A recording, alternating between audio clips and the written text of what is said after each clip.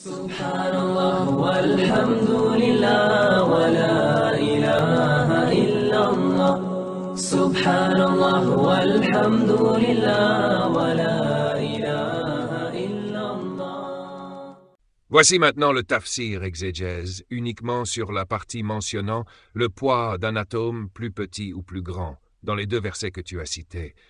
Verset 1, Sourate 10, verset 61, « Il n'échappe à ton Seigneur ni le poids d'un atome sur terre ou dans le ciel, ni un poids plus petit ou plus grand qui ne soit déjà inscrit dans un livre évident. » Sourate 34, verset 3, « Rien ne lui échappe, fût-il du poids d'un atome dans les cieux comme sur la terre, et rien n'existe de plus petit ni de plus grand qui ne soit inscrit dans un livre explicite. » Exégèse, concentré sur le poids d'un atome plus petit ou plus grand.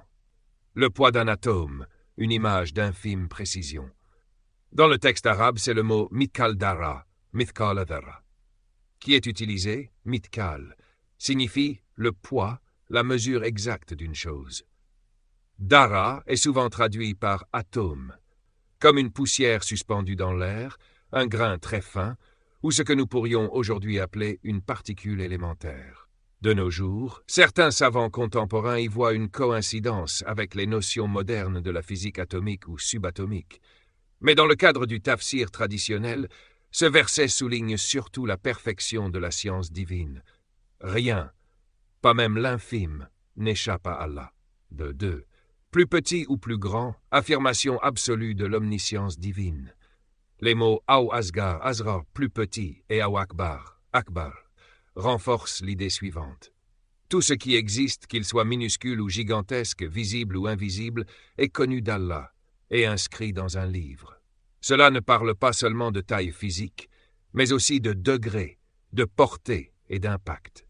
Allah connaît les intentions, les pensées, les germes d'action, même les fluctuations de conscience avant qu'elles ne se manifestent dans le réel.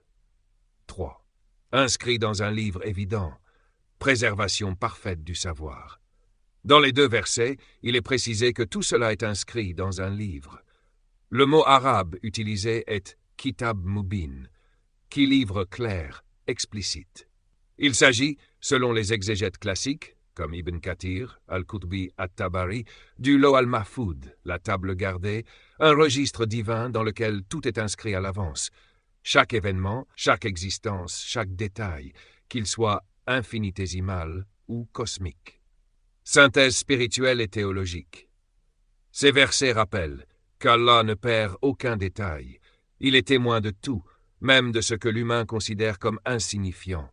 Que rien n'échappe à sa connaissance, ni les actes visibles, ni les pensées internes, ni les éléments invisibles de la création. Que l'univers, dans son immense complexité, est pleinement connu, maîtrisé et préservé par lui. Réflexion personnelle possible.